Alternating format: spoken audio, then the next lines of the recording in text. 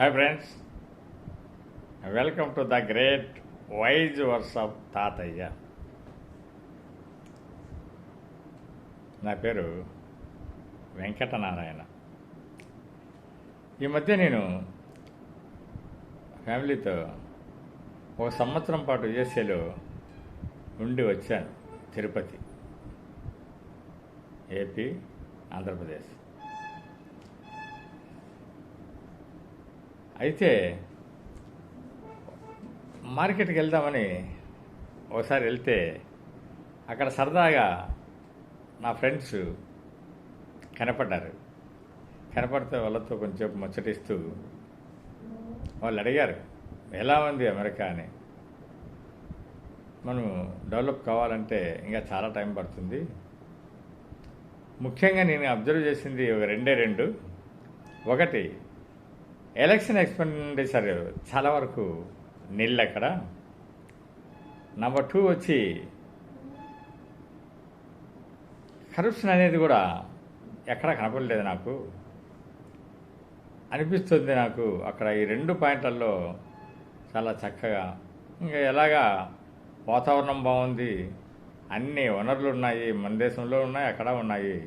అంటే మనకు స్పేస్ తక్కువ, వాళ్ళకి చాలా ఎక్కువ స్పేసు. వాళ్ళకు జనాభా చాలా తక్కువ, మనకు జనాభా ఎక్కువ.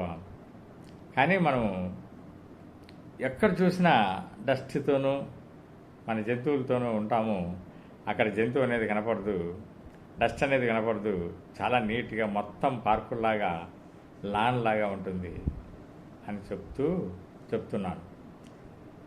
అప్పుడు చెప్తూ ఈ యొక్క 2 అంశాలు చెప్పినప్పుడు మా ఫ్రెండ్ అన్నాడు, అంటే మీరు అనేది కరప్షన్ అనేది అస్సలు లేదా, లేనట్లే అనిపిస్తుంది అన్న.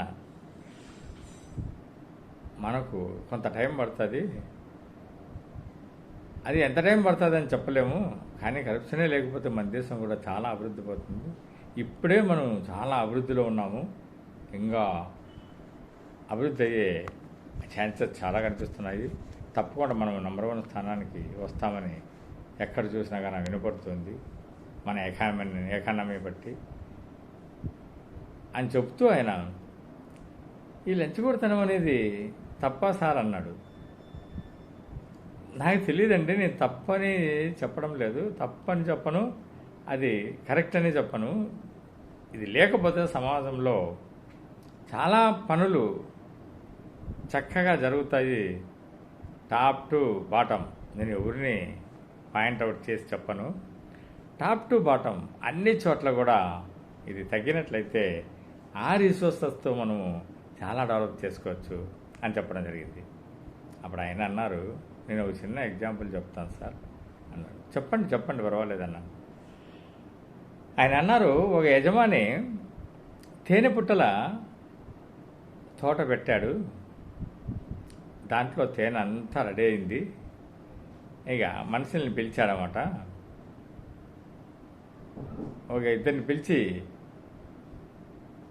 మీ తేనె అంతా తీసి చక్కగా ఇవ్వండి, మీకు మామూలుగానే మీ రెన్యూమరేషన్ నేను పే చేస్తానన్నాడు. వాళ్ళు మొదలుపెట్టినారు, చేస్తూ ఉన్నారు. అంతా అయిపోయింది. సాయంత్రానికి అంతా కూడా తీసుకొచ్చి యజమానికి ఇచ్చారు. ఇచ్చిన తర్వాత యజమాని చాలా సంతోషపడ్డారు, మీరు కష్టపడ్డారు, చాలా బాగా చేశారు, నీట్గా ఉంది తేనె ఈసారి కూడా అని. ఆ తర్వాత వాళ్ళు పోతూ చేతులు కడుక్కునే కుళాయి దగ్గర పోతే ఆ చేతులకు అంతా అయి ఉంది. అప్పుడు ఒకడు అన్నాడు, ఎందుకురా ఇలాగే చేతులు కడుక్కుంటావు, అది కొద్దిగా అది తినేసేద్దాం, నాకుని తినేసేద్దాం అన్నాడు. అరే ఇదేదో బాగుంది అని చెప్పేసి ఇద్దరు కూడా నీట్గా దానికి చేతులకు బాగా అయింది. అదంతా కూడా తాగినంత పని అయిపోయింది. వాళ్ళకు చక్కగా నాకున్నారు, తాగారు, హ్యాపీగా ఫీల్ అయ్యారు.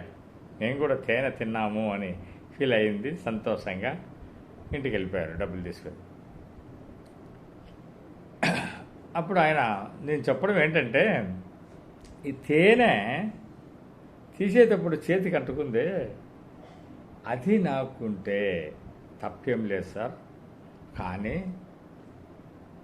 అది అన్ని చోట్ల జరుగుతుంది. తనకుని ఇది అది మొత్తం చేతులంతా క్లీన్ చేసుకోవడము ప్రపంచమంతా జరుగుతుంది. అది తప్పులేదు. అదే అంతా నాకు కావాలి, అదంతా కూడా తేనంతా కూడా నాకే కావాలి, ఏం చేసినా పర్వాలేదు ఆ యొక్క ఓనర్ని అనే ఏమైపోయినా పర్వాలేదు తేనంతా కూడా నాకే కావాలి అనుకుంటారే, అది తప్పు. దానివల్ల అలా చేసేదానివల్ల సమాజం అనేది లంచగొడదనం అనేది ఒక తేనంటే అది జరిగేదానివల్ల సమాజం అనేది కృంగిపోతుంది, డెవలప్ కాకుండా ఆగిపోతుంది, చాలా ఆలస్యంగా డెవలప్ అవుతూ వస్తుంది. అంతేకాదు వాళ్ళు పోయిన వాళ్లకు వారసులుగా ఇంగోరు మరీ వస్తూ ఉంటారు. అలా కాకూడదు అనేదే నా ప్రయత్నము. అందుకే ఈ కథ మీకు చెప్పాను. చాలా మంచి కథ చెప్పారండి.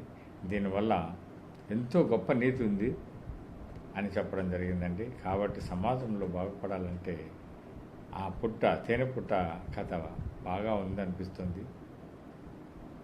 అది ఏదైనా కానీ చిన్న చిన్న ఖర్చులకు దీనికి వాడుకున్న పర్వాలేదు, కానీ మొత్తమే మాకే కావాలని సమాజం వచ్చిన డబ్బుని తీసుకుంటూ దాంట్లో వాటాలు తీసుకుంటూ గడుపుతారే, అలాంటి సంస్కృతి మనకు వద్దండి.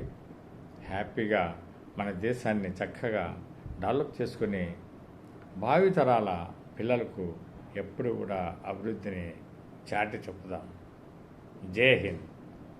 Thank you master. అందరూ కూడా సబ్స్క్రైబ్ చేసుకోండి, లైక్ చేయండి, షేర్ చేయండి. Thank you so much.